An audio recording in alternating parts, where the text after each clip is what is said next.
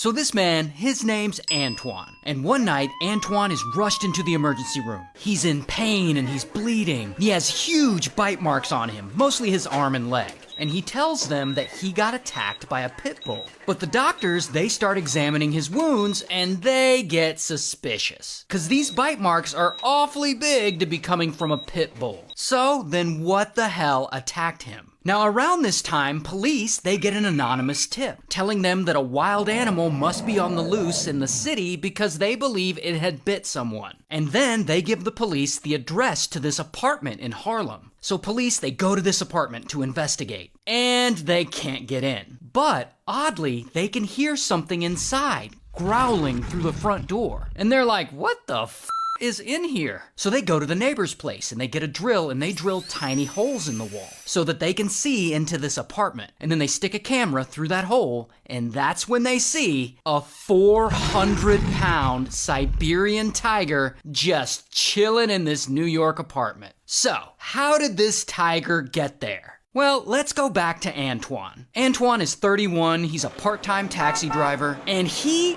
really loves animals. In fact, he loves animals so much that one day he illegally buys a lion cub and a tiger cub from an exotic animal trainer in Minnesota. And then he brings them back to New York to live with him in his public housing apartment in Harlem. Now, in this apartment, Antoine already has a 5-foot-long caiman living there with him, named Al. And so I guess he also now has a lion and a tiger. What could possibly go wrong? Now the lion was apparently sick when Antoine bought him, so he doesn't live very long in the apartment before he, unfortunately, passes away. But the tiger cub, he doesn't die. In fact, Antoine raises him there in that apartment, and he names him Ming. And he gives Ming his own room, and he builds him a sandbox to play in. He bottle feeds him until he can graduate to solid food, and they become best friends. And then 3 years go by, and Ming is no longer a cub. He's now a 400-pound, fully grown Siberian tiger. And he's still living in this public housing Harlem apartment with Antoine and Al. And he's so big, Antoine is allegedly feeding him 20 pounds of chicken a day. 'Cause yeah,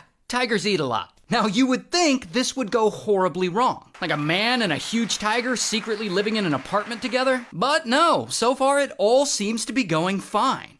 Until...